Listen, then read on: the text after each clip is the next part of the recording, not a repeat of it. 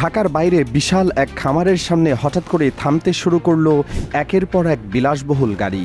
কারো হাতে মোটা টাকার ব্যাগ, কারো চোখে অদ্ভুত উত্তেজনা, কারণ খবর ছড়িয়ে পড়েছে বাংলা সিনেমার কিংবদন্তি অভিনেতা মনোয়ার হোসেন ডিপজল নাকি এবার কোরবানির ঈদে এমন এক বিশাল গরু বাজারে আনতে যাচ্ছেন যেটি দেশের সব রেকর্ড ভেঙে দিতে পারে। কিন্তু কয়েক ঘন্টার মধ্যেই ঘটে গেল এমন এক ঘটনা যা শুধু কোরবানির বাজার নয়, পুরো সোশ্যাল মিডিয়াকেই ঝড়ের মধ্যে ফেলে দিল। কারণ কোটি টাকার অফার পাওয়ার পরও হঠাৎ করে সেই গরু বিক্রি করতে অস্বীকার করলেন ডিপজল। কিন্তু কেন? আসলেই কি শুধু আবেগ, নাকি এর পেছনে লুকিয়ে আছে বড় কোনো বার্তা? চলুন পুরো ঘটনাটা শুরু থেকে বুঝে নেওয়া যাক। বাংলা সিনেমার দর্শকদের কাছে ডিপজল মানেই এক ভয়ঙ্কর খলনায়কের চেহারা। পর্দায় তার সংলাপ, চোখের ভাষা আর রাগী উপস্থিতি একসময় কাঁপিয়ে দিয়েছিল সিনেমা হল। কিন্তু বাস্তব জীবনে ডিপজল যেন সম্পূর্ণ ভিন্ন এক মানুষ। অভিনয়ের বাইরে তার আরেকটি পরিচয় আছে, তিনি একজন বড় খামারি। বছরের পর বছর ধরে তিনি শখের বশে গড়ে তুলেছেন বিশাল পশুর খামার, যেখানে শুধু গরু নয়, রয়েছে বিদেশি জাতের ছাগল, দুম্বা, বিরল পাখি আর নানা ধরনের প্রাণী। অনেকে মজা করে বলে এটি যেন কোনো ব্যক্তিগত মিনি চিড়িয়াখানা। তবে এবারের ঈদে আলোচনার কেন্দ্রবিন্দুতে চলে আসে একটি বিশেষ গরু। খামারের কর্মচারীদের ভাষায় গরুটি ছিল অন্য সব পশুর চেয়ে সম্পূর্ণ আলাদা। বিশাল শরীর, অস্বাভাবিক উচ্চতা আর রাজকীয় চলাফেরা, সব মিলিয়ে সেটিকে দেখার জন্য প্রতিদিনই খামারের সামনে ভিড় বাড়তে থাকে। ধীরে ধীরে খবর ছড়িয়ে পড়ে ইউটিউব, ফেসবুক আর টিকটকে। কেউ কেউ বলছে এই গরুর দাম 20 লাখ টাকা ছাড়িয়ে যাবে, কেউ বলছে 30 লাখের নিচে বিক্রি হবে না, আবার কেউ কেউ দাবি করতে শুরু করলো দেশের ইতিহাসে সবচেয়ে দামি কোরবানির পশু হতে যাচ্ছে এটি। আর এখান থেকে শুরু হয় আসল নাটক। বড় বড় ব্যবসায়ী, রাজনৈতিক প্রভাবশালী ব্যক্তি, এমনকি দেশের বিভিন্ন জেলার ধনী ক্রেতারাও যোগাযোগ শুরু করেন ডিপজলের সঙ্গে। অনেকে নাকি আগাম টাকাও দিতে চেয়েছিলেন। কিন্তু আশ্চর্যের বিষয় হলো ডিপজল কারোর সঙ্গে চূড়ান্ত কথা বলেননি, বরং তিনি বারবার এড়িয়ে যাচ্ছিলেন বিষয়টি। এদিকে ঈদ যত কাছে আসছিল, রহস্য তত বাড়ছিল। কারণ সাধারণত এত বড় গরু মানেই হাটের সবচেয়ে বড় আকর্ষণ। খামারিরা মাসের পর মাস পরিশ্রম করেন শুধু একটি বড় দামের আশায়। সেখানে ডিপজল কেন হঠাৎ নীরব? কিন্তু আসল বিস্ফোরণ ঘটে যখন খামারে আসা কয়েকজন ক্রেতাকে সরাসরি ফিরিয়ে দেওয়া হয়। শুধু ফিরিয়ে দেওয়া নয়, ডিপজল নাকি স্পষ্টভাবে জানিয়ে দেন এই গরু বিক্রির জন্য নয়। আর এখানেই শুরু হয় সোশ্যাল মিডিয়ায় নতুন ঝড়। কারো মতে এটি শুধুই প্রচারণা, কারো মতে রাজনৈতিক বার্তা, আবার কেউ বলছেন পুরো বিষয়টাই সাজানো নাটক। কিন্তু কিছুক্ষণ পর যে খবর সামনে আসে সেটি আরও বেশি আলোড়ন তোলে। জানা যায় এই বিশাল গরুটি তিনি উপহার দিতে চান তারেক রহমানকে। আর এই খবর প্রকাশ্যে আসতে অনলাইনে শুরু হয়ে যায় তুমুল আলোচনা।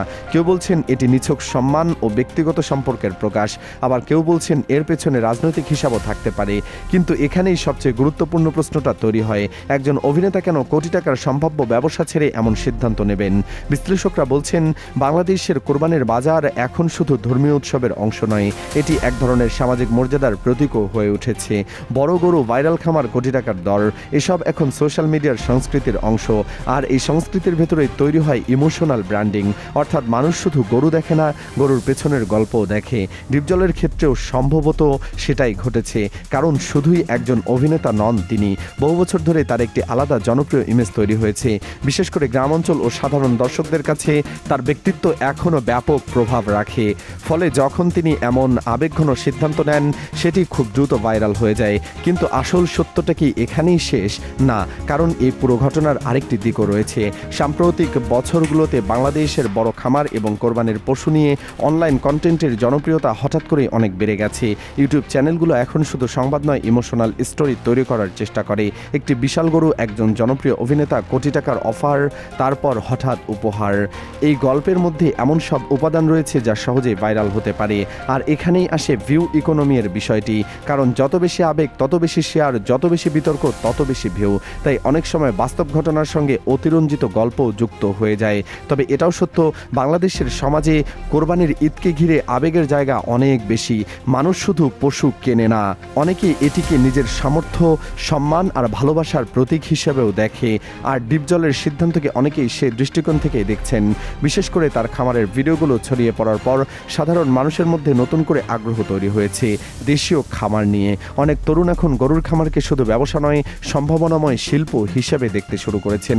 অন্যদিকে সমালোচকরাও চুপ নেই। কিছু মানুষ বলছেন তারকাদের এমন কর্মকাণ্ড অনেক সময় অপ্রয়োজনীয় বিলাসিতা ও ব্যক্তিগত পূজার সংস্কৃতি বাড়ায়। আবার কেউ বলছেন সামাজিক মাধ্যমে আলোচনা থাকার জন্য এসব সিদ্ধান্ত নেওয়া হয়। তবে সত্য যাই হোক, একটি বিষয় পরিষ্কার, ডিপজল আবারও আলোচনার কেন্দ্রবিন্দুতে চলে এসেছেন। আর এই আলোচনার মাঝে সামনে এসেছে তার খামারের আরও কিছু চমকপ্রদ তথ্য। খামারের কর্মীদের দাবি, সেখানে এমন কিছু বিদেশি জাতের ছাগল রয়েছে যেগুলোর দাম শুনলে সাধারণ মানুষ অবাক হয়ে যায়। কেউ বলছেন পাকিস্তান থেকে আনা হয়েছে বিশেষ জাতের পশু, আবার কেউ বলছেন মধ্যপ্রাচ্যের কিছু বিরল প্রজাতিও রয়েছে সেখানে। এই তথ্যের সবগুলো যাচাই করা কঠিন হলেও একটি বিষয়ে স্পষ্ট, ডিপজল তার খামারকে শুধুই ব্যবসা হিসেবে দেখেন না, এটি যেন তার ব্যক্তিগত আবেগের জায়গা।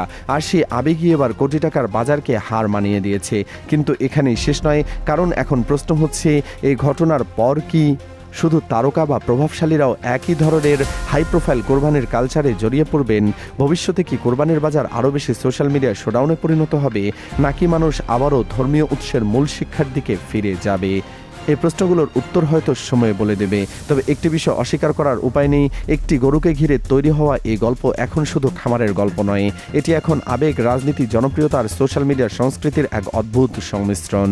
আর সেই কারণেই পুরো দেশ এখন একটি প্রশ্ন নিয়ে আলোচনা করছে, ডিপজল কি সত্যি ভালোবাসার জন্য কোটি টাকার অফার ফিরিয়ে দিয়েছেন, নাকি এর পেছনে রয়েছে আরও বড় কোনো বার্তা? আপনার কি মনে হয়, এটি কি নিছক আবেগ, নাকি ভাইরাল যুগের সবচেয়ে স্মার্ট পাবলিক ইমেজ তৈরির কৌশল?